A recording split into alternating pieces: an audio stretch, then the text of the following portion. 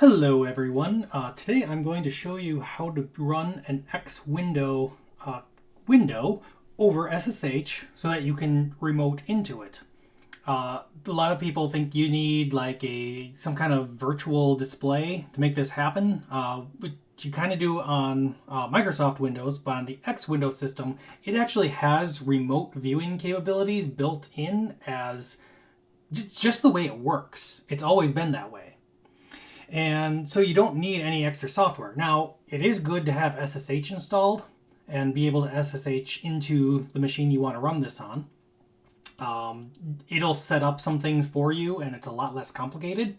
So as long as you can SSH in, it's much easier. Now, what you have to do to make all this work is first have, if you're on a Windows machine, you want to have WSL2 and some kind of X server installed. There are other ways to get an X server installed without WSL, but I find it's the easiest way. And then I'm using this VCX serve, and this has to be running in the background for this to work.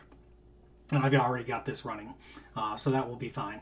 But try to use WSL if you're on Windows. With Mac, I'm sure there are ways, because there are definitely X servers you can run on Mac OS X, and of course Linux, just you've got that. So some things you have to otherwise set up is in your local.ssh file. So this would be properly called just .ssh config. I've got this alio config because that's the host name, but you wouldn't have this. Just call it config. And your host name, that's what you're going to type in. It's just a short name for your convenience. The actual host name here is the IP address of the host. And then you need to have this forward X11 line. And then whichever user, since all Raspberry Pis by default just have that Pi user, just stick that in.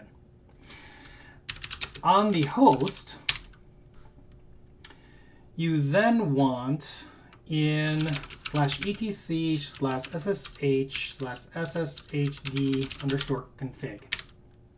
And you're going to find X11 forwarding, yes. So this line right here, make sure that is set in this file. And once you've got those two, and as long as you can SSH into the box, you're good. So here I've got a Raspberry Pi, and any X program that I run here is actually going to show up on the Windows machine. So what do we want to run? Oh, how about Minecraft? Now this is the Pi edition of Minecraft running on a Ryzen 2700, which is completely bonkers, I admit. I don't know why you would want to do this. But it is running, it is working. It is a bit of a lag, but it runs. So it's admittedly not the best Minecraft experience I've ever had, but ask yourself, is it the worst? Yes, it probably is the worst. If you've had a worse Minecraft experience than this, leave a comment below because I'm impressed.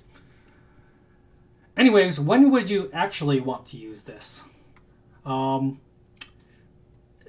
thing I've used it for in the distant past was Pronterface for 3D printers. So before Octoprint was really a thing, I put a Raspberry Pi, hooked it up to my 3D printer. It had Pronterface running, and I had a little script that would just pop up Pronterface on my Windows machine. This was before WSL, because there was ways to get X servers going. It's just more complicated. But it would pop up Pronterface on my local machine, and I could control the 3D printer in the other room through Pronterface, even though it's not connected directly. Now with Octoprint, I just use that. It's much easier. But you might find something else useful, and it's kind of a neat little trick to do. And it's kind of taken over my mouse here, and I can't get to the X to close it out. So Control-C there. Now we're back. All right, so that's how to do remote X sessions. Hope this is useful for somebody. I think it's something that's not going to come up a lot, but it's something to have in your back pocket that can come in handy every once in a while. So anyways, have a good day.